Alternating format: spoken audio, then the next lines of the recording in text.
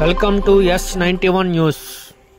ఈనాడు మళ్ళీ ఎక్కడ కూడా ఫీజు నెంబర్ పడుకోలేక ఇవాళ మేనేజ్మెంట్ లో టీసీలు ఇచ్చి మీ పిల్లలకి ఫీజులు కడితేనే మీ చదువులు, లేదంటే ఈ ప్రభుత్వం చదివించదని చెప్తే ఇవాళ అసెంబ్లీ వేదికగా గాని ఎక్కడ చూస్తే మాట్లాడుతున్నారు మాయ మాటలు.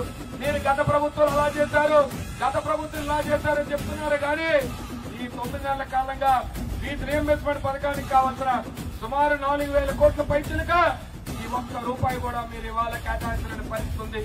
ఇవాళ కొత్తగా బడ్జెట్ లో తీసుకుంటే సుమారు 7,000 కోట్ల రూపాయలు దీనికి కావాల్సి వస్తే ఎక్కడా కూడా మీరు నిధులు సుమారు అరకొర నిధులు ఇచ్చి ఇవాళ పేద విద్యార్థుల కోసం మీరు పొట్టన కొట్టే కార్యక్రమం చేస్తా ఉన్నారు. ఇవాళ అదే కాదు, నిరుద్యోగులందరికీ కూడా ఇంటింటికి వెళ్లి చెప్పారు, అమ్మ బాబు వస్తే జాబ్ వస్తుంది అన్నాడు, 20 లక్షల ఉద్యోగాలు అన్నారు, లేదంటే ప్రతి నిరుద్యోగికి 3,000 రూపాయలు నిరుద్యోగ వృత్తి అన్నారు. ఎక్కడొచ్చింది నిరుద్యోగ వృత్తి? వచ్చిందా అని అడుగుతున్నాను. ఎక్కడైనా వచ్చిందా? ఒక్కరికి లేదు.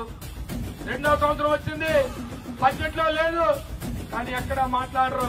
ఎన్నికల హామీలంటే టీవీ చూసి భయమేస్తుంది అంటారు. ఎన్నికల్లో ఓట్లు అడిగినప్పుడు మాత్రం పదవులు కావాలా, అధికారం కావాలా, డబ్బు కావాలా, ఇలాంటి ఆలోచన చేసిన మీరు ఇవాళ ఇలాంటి కార్యక్రమాలు చేయడం చాలా దురదృష్టకరం అని చెప్పి మరి తెలియజేస్తూ